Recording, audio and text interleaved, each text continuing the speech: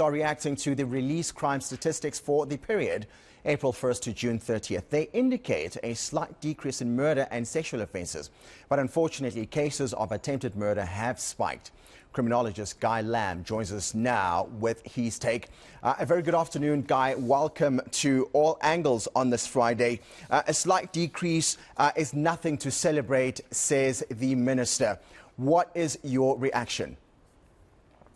Well, certainly it's nothing to celebrate, but it is slightly encouraging because what we've certainly seen since 2020 is pretty much consistent increases in murder levels and murder rates in South Africa. So this is the first time we're actually seeing at a national level, at a quarterly basis, an actual kind of decline in murder, the number of murder incidences compared to the previous period. So, of course, that's slightly encouraging. But if we actually look back at 2019 and 2019 as a sort of base year that we need to look at, because this is the pre-COVID year, and we know that COVID and lockdown had quite significant increasing pressure on crime in terms of contributing to crime. And so we've seen it increasing dramatically since 2020, but now we're starting to see it stabilize. So that is something not necessarily to celebrate, but something to be encouraged about, that we are seeing at the murder level, which is the most reliable violent crime indicator, that things are starting to stabilize.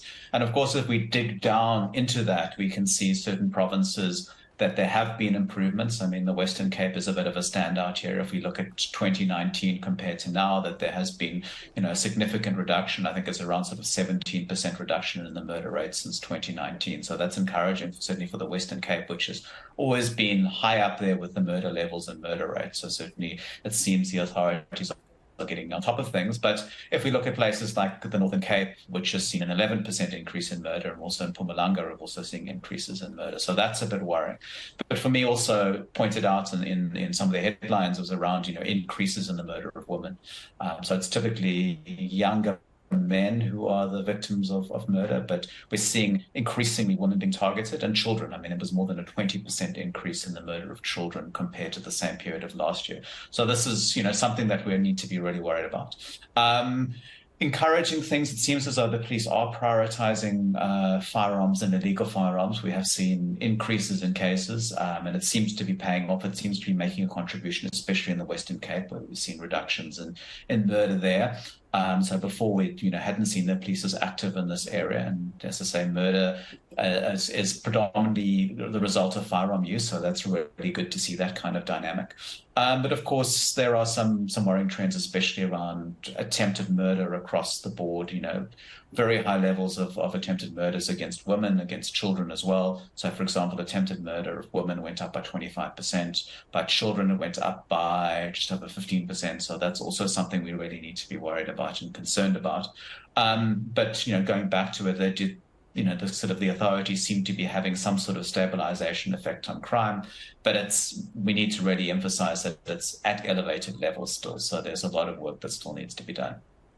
In fact, let's unpack that a bit further, Guy, for the purposes of the ENCF viewer watching us today. In the context of these statistics, I mean, should a South African, given what they've heard today, that there's a decrease in murder and sexual offences committed against women and children, should they find solace in the work that the police are doing on the ground, or should they still feel a bit worried and continue to be vigilant, as it were? Well, absolutely. I mean, it's the sense of around. It really depends on which area you live. It seems as though in some areas the police are having an impact through improved patrolling, through dedicated operations in those areas, through better relationships with communities. So we have seen some improvements in some policing precincts and policing areas, but not necessarily in others. I mean, the data that we have around violence against women, whether it be rape or sexual assault, that sort of data is always quite difficult to interpret because it's all dependent on reporting rates, and reporting rates are often influenced by a range of factors. So we don't actually know if there's been more sexual assaults or rapes, or people are just feeling more confident to report it to the police, for example. But a sense of around, things haven't improved dramatically, but what it's doing is, if we want to take an optimistic approach, it looks as though we're seeing things stabilize.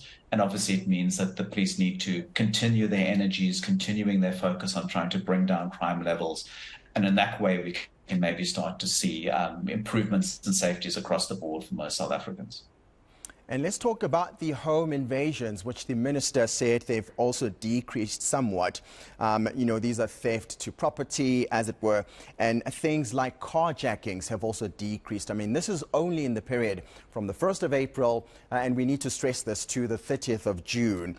What should South Africans make of those numbers? Well, I mean, it is quite difficult, and as well, this is a kind of the data that's being mentioned here is very much the aggregate across South African level. So it does vary from province, from city, from area in which you're based. So, for example, if you're looking at, especially in Gauteng and KwaZulu-Natal, this has not been the trend. We actually, if you look at that, you've seen increases in kind of armed robberies in homes, for example, whereas in other provinces it's kind of come down. So it potentially speaks about the police having more success in seizing illegal firearms. The police have indicated they can continue to prioritize this, and that is, of course, a key element of these kind of home invasions.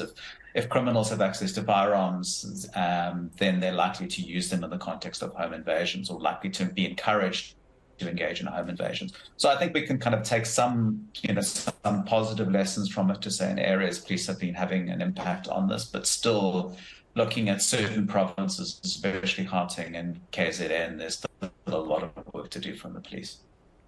And before I let you go, Guy, I mean, we did hear the South African Police Services saying they are on a campaign at the moment to onboard at least 10,000 more personnel in various capacities within the SAPS. Would that help in any way to find a further decrease within the crime statistics when they are reported in the next quarter?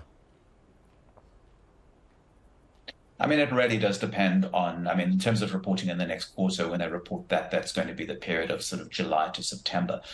So if they're bringing on personnel now, it might not have some sort of impact. And it really depends on how those personnel are used. So if you're bringing in the people with the right skills who are able to, particularly be involved in investigating crime or visible policing in the hotspot areas around crime, you can have an impact on it. But if you're just taking those 10,000 and sort of randomly deploying them across South Africa, then it's likely to have a negligible impact. But if they are allocated to hotspot areas or priority crime areas and they have the right skill, then we should see some positive outcomes from that.